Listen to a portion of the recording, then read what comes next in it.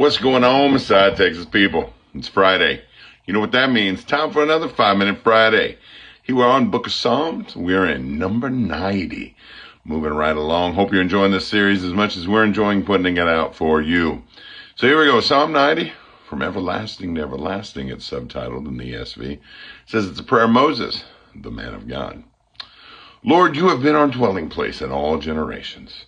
Before the mountains were brought forth, or you had ever formed the earth and the world, from everlasting to everlasting, you are God.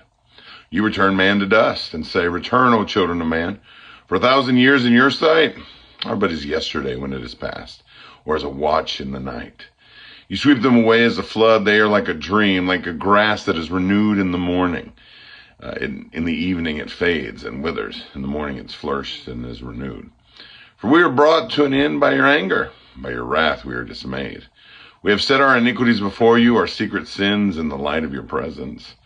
For all our days pass away under your wrath. We bring our years to an end like a sigh. The years of our life are 70, or even by reason of strength, 80. Yet their span is but toil and trouble. They are soon gone, and we fly away. Who considers the power of your anger and your wrath according to the fear of you? So teach us to number our days, that we may get a heart of wisdom. Return, O Lord, how long? Have pity on your servants. Satisfy us in the morning with your steadfast love, that we may rejoice and be glad all of our days. Make us glad for as many days as you have afflicted us, and for as many years as we have seen evil. Let your work be shown to your servants, and your glorious power to their children. Let the favor of the Lord our God be upon us, and establish the work of our hands upon us. Yes, establish the work of our hands. So 17 verses, and I just want to bring out a couple of things. 3 things just jump out to me here. First, I love verse 2 at the end there where it says, from everlasting to everlasting, you are God. What's the difference?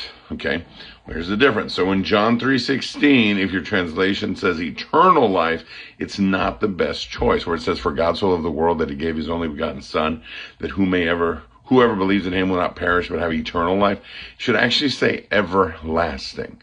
Okay, because this says from everlasting to everlasting, you're God. And if your understanding of everlasting and eternal is that they're the same, then you would be like, why'd you repeat yourself here? Why is this being said twice?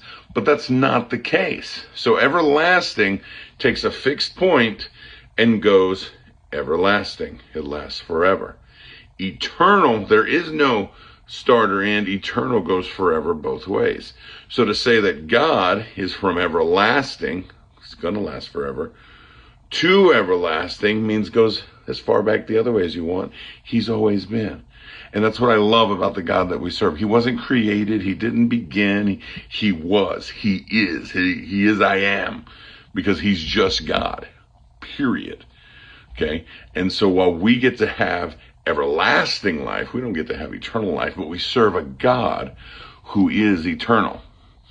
And then we look at this and it says, for 1,000 years in your sight are but yesterday when it's past, or a watch in the night. You sweep them away with flood like a dream, like grass that's renewed in the morning, and in the evening it withers.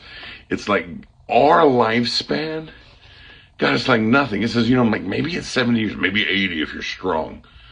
Our lifespan is so little and so insignificant time-wise, not quality-wise, so insignificant time-wise compared to that eternal God.